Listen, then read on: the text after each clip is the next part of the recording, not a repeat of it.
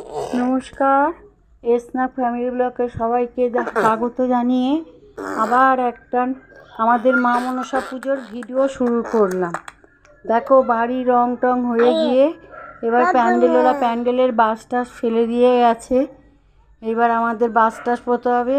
আর সকাল সকাল দেখো আমাদের ঢাকিও দিয়ে গেছে। আর আমার নীলসোনাকে দেখো সকালবেলায় উঠে চান করে প্যান্ডেল হতে না হতেই নীলসোনা সকাল সকাল চান করে ঢাকি বাজাতে শুরু করে দিয়েছে। দেখেছো কি সুন্দর ঢাক বাজাচ্ছে আমার নীলসোনা, একবারে পাকা বুড়ো। যেহেতু আমার কপিরাইটের ব্যাপারটা আছে, তা নইলে তোমাদের ওর ঢাকির আওয়াজটা শোনাতাম।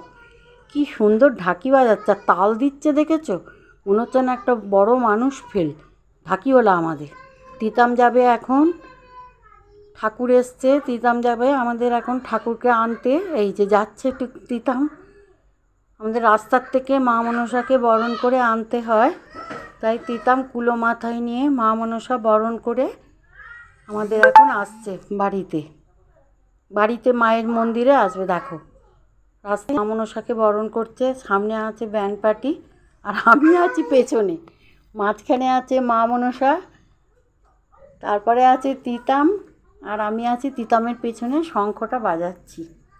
দেখো মায়ের মুখটা, আর এই যে নীল জামা পরে ওমকে কোলে নিয়ে মুনাই আসছে আমাদের তিতামের সঙ্গে সঙ্গে। আর পেছনে আমি শঙ্খ বাজাতে আসছি।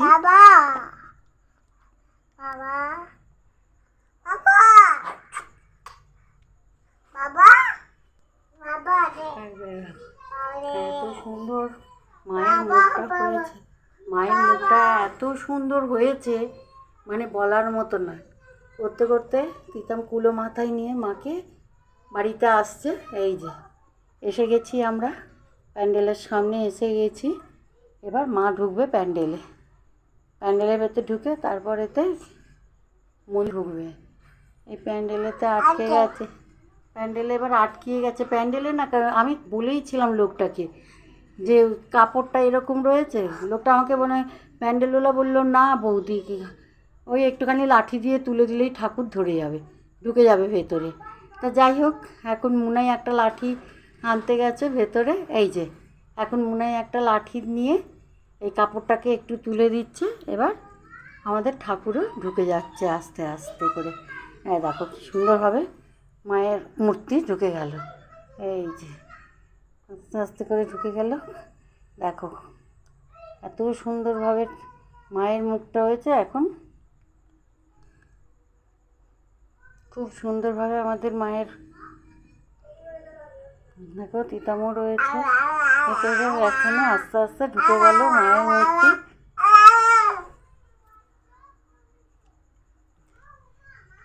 খুব সুন্দরভাবে এবার মন্দিরের সামনে ঠাকুর চলে এলো। দেখো ব্যান্ড পার্টি আমাদের বাজনা বাজাচ্ছে, কিন্তু দুঃখের বিষয় আমরা কোনো আওয়াজ শোনাতে বা ব্যান্ড পার্টিদের শোনাতে পারছি না। সবাই আমাদের ঠাকুর দেখতে এসছে, আর মায়ের মুখ এত সুন্দর হয়েছে, ওরাও সবাই বাজনা বাজাচ্ছে খুব সুন্দর করে।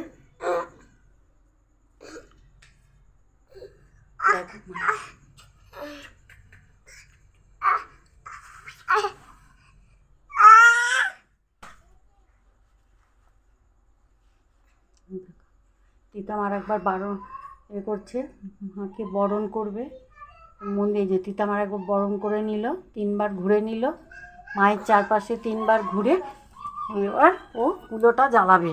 দেখো নীলসোনাকে দেখো তোমরা, এবার তিতাম কুলো জ্বালাবে, কুলোর প্রদীপগুলো জ্বালিয়ে মাকে আবার বরণ করবে।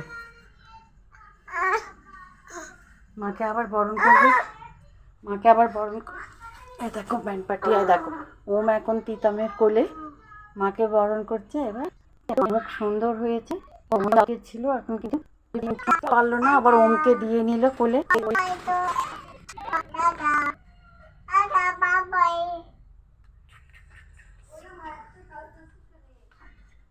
দেখো কেমন করে বরণ করছে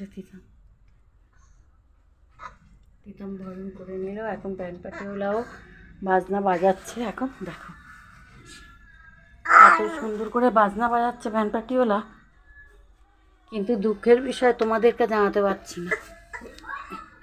এবার দেখো, এই যে নীল গেঞ্জি পরে আমার বড় ছেলে মুনাই, আর হলুদ গেঞ্জি পরেছে যে ওর নাম পাপ্পু। পাপ্পু আমাদের বাড়ি ভাড়া থাকে।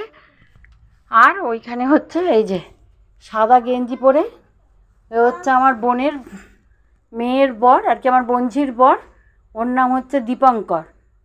এরা তিনজনে মিলে সব কথন বলছে, কথোপকথন হচ্ছে ওদের ঠাকুরটাকে কি করে নামানো হবে।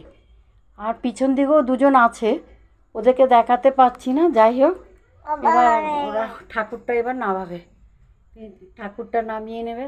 এখন দেখো কি, এই যে আস্তে আস্তে করে ঠাকুরটা নামাচ্ছে এবার। আস্তে আস্তে ঠাকুর এই ভ্যান গাড়ির থেকে ঠাকুর নামিয়ে নিল ওরা। নামিয়ে নিলে সবাই দেখতে এসছে। মায়ের মূর্তিটা এত সুন্দর হয়েছে বলার মতো, এত সুন্দর, যে দেখছে সেই বলছে এত সুন্দর, এত সুন্দর মায়ের মূর্তি। ওই দেখো নীল ওর দাদুকে নিয়ে এলো টানতে টানতে, যে মন্দিরের ভেতরে চলো ঠাকুর ঢোকাবে। এইবার মন্দিরের ভেতর ঠাকুর ঢুকিয়ে দিয়েছে। এবার ঠাকুরটাকে ঠিক করে বসাবে মন্দিরে। দেখো এখন ঠিকঠাক করে ঠাকুরটাকে বসাচ্ছে। বসানোর পর তিতাম বাইরে দাঁড়িয়ে আছে, আর আমি তিতামের পেছনে এই যে ভ্যানোলাটাও ধরেছে। এই যে মুনাই আর দীপঙ্কর দুজনে মিলে ঠাকুরকে ঠিক করে বসাচ্ছে ওরা। দেখো কি মায়ের মুখটা এখন দেখা যাচ্ছে, খুব সুন্দর সোজা করে ঘরের মধ্যে বসিয়েছে না। এটাই আমাদের মন্দির, এখানে প্রতি বছর আমাদের মায়ের বাৎসরিক পুজোটা হয়। প্রত্যেক বছর আমাদের এইখানেই মায়ের বাৎসরিক পুজো হয়, এবং প্রত্যেক বছর এই ঘরটাকে আমরা চুন করি। এই যে সাদা গেঞ্জি পরে আমার বোনঝির বর দীপঙ্কর, নামটা কি সুন্দর বললাম না, বোনঝির বর দীপঙ্কর। হ্যাঁ, এই যে দেখো এবার ব্যান্ড পার্টিওয়ালারা সবাই বাজনা বাজাচ্ছে। সন্ধেবেলায় এখন পুরোহিত এসছে নদীবাস করতে। আর দেখো আমার বড় ছেলে কি সুন্দর করে মাকে ফুলের মালা টালা গয়নাগাটি পরিয়েছে। যদিও গয়নাগাটিগুলো কিছু দেখাতে পারছি না তোমাদের, হয় না, বাড়িতে 3টে বাচ্চা নিয়ে না সম্ভব হয় না। যাই হোক, ঠাকুরমশাই এখন অধিবাস করলেন, অধিবাস করে আবার আগামীকাল হবে আমাদের পুজো আরম্ভ। আগের দিন যেদিন ঠাকুর আসে সেদিন সন্ধেবেলা হয় অধিবাস। আর এই পুরোহিত আমাদের পুজো করছেন, আমি শঙ্খ বাজাচ্ছি এখানে পেছন পাশেই আছি আমি। আর তিতাম ওরা সব বারান্দায় দাঁড়িয়ে, এই বাইরেটায় দাঁড়িয়ে পুজো দেখছে। এই যে অধিবাস পুজো হচ্ছে, পায়ের পুজো হয়ে গেল। এই যে সবাইকে এবার পুরোহিত এবার আরতি করছেন, আরতি করে দেখো কি পুরোহিত আরতি করে নিয়ে অধিবাস করছেন। এবার সবাইকে পুরোহিত আমাদের শান্তির জল দেবে। সবাই মিলে আমরা এখন শান্তির জলের ছিটা নেব।